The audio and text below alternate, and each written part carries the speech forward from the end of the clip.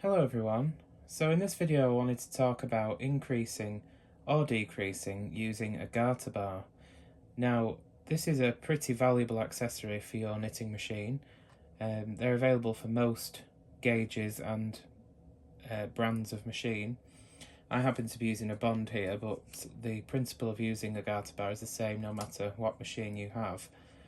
And a lot of people just think that garter bars are just for doing garter stitch, but in fact there's an awful lot of things you can do with a garter bar. If you think of it as a big transfer tool, then it does give you the idea of the possible things you can do with this. And of course increasing and decreasing is one of them, but there are several things you can do. You could do gathered stitches, you can do multiple cable twists in one go. Probably wouldn't be so good with this one because it's plastic, but most of the garter bars are metal. There's just all sorts of things you can do with a garter bar. So for increasing and decreasing, most garter bars come with a needle stopper. The one for this machine, the Bond, it doesn't need one because you have these green cards that hold the needles out. So I'm just going to bring my needles forward and put these cards there to keep them in place.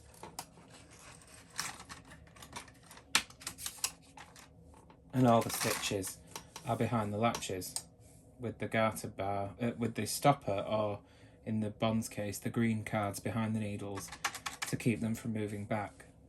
Now I can see here that one bar isn't going to be enough for these 46 stitches, so I'm going to have to connect another section of the bar together, and they do connect together pretty easily. All the garter bars will connect in some way or another. This one has this little doodah that sort of fits on there like that, and then you can slide another piece together. Got this the wrong way around, I've gone. There we go. And get the damn thing in. A bit there we go. Just a bit stiff, that's all. And there we go. We have a wider piece. This particular garter bar comes in 3 sections. So, as I said, it doesn't matter if you've got the groove side or the flat side facing upwards. It doesn't matter. I'm just going to move the carriage out the way. And I'm going to put the garter bar onto all the needle hooks like that, and then draw the knitting onto the garter bar from behind like this, keeping the garter bar parallel to the floor.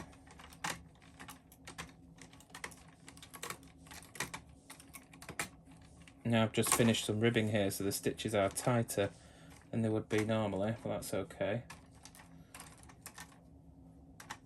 Push it, excuse me, push it well back against the bar so that it's not likely to pop off, and just push forward to open all the latches and lift the bar up. Now if you were doing garter stitch, you'd flip the bar over, and then using this groove side you would, you know, put the bar like over the top of the needles and then pivot it forward to transfer the stitches back onto the needles. But I'm going to use this for increasing. Now, increasing on a knitting machine several stitches from a smaller piece to a larger piece, it is limiting because of the fixed pitch of the needles, the gauge of the machine, and of course the yarn elasticity and tension size, all that sort of things do factor into how many stitches you'll be able to increase evenly across a row. Decreasing is much easier because of course you're drawing it in rather than trying to stretch it out. But this is only 8 stitches I want to increase, so that will be absolutely fine. Now I'm going to increase my needles to 54 from 46, so the extra 8. That's one too many there. I need another card now. And what I'm going to do, I've not flipped the knitting, this is just the way I took it off the machine. I'm going to increase here evenly 8 stitches. So I'm just going to put the bar back onto the needles, making sure the latches haven't closed.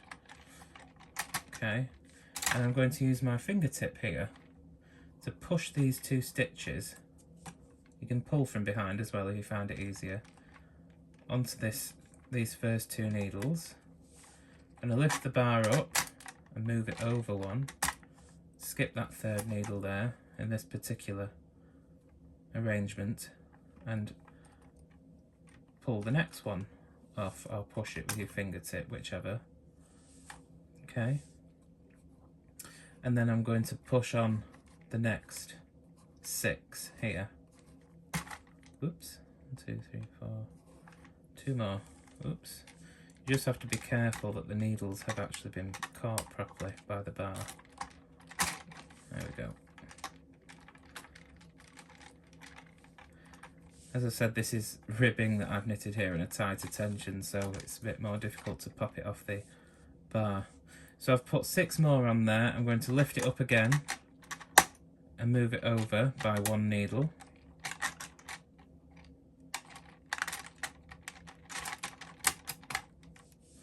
And then pull off another 6.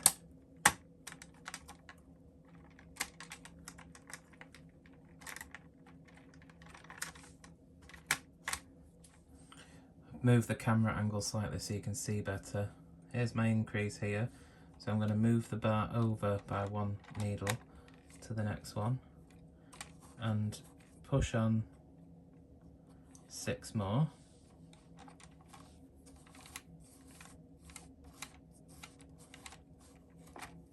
Okay. Make my next increase by moving the bar over by 1 needle.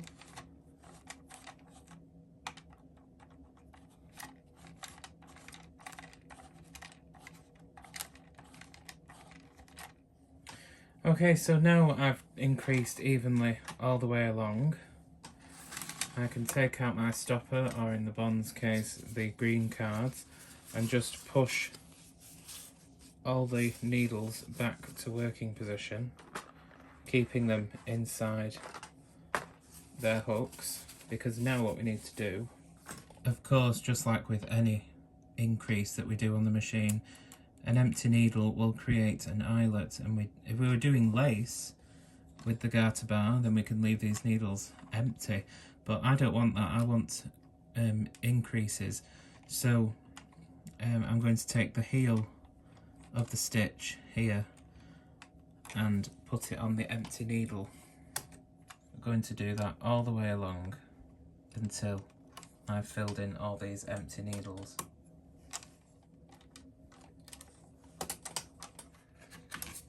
So now I can rehang my hem, in this case on the Bond machine, and continue knitting or whatever I was about to do next.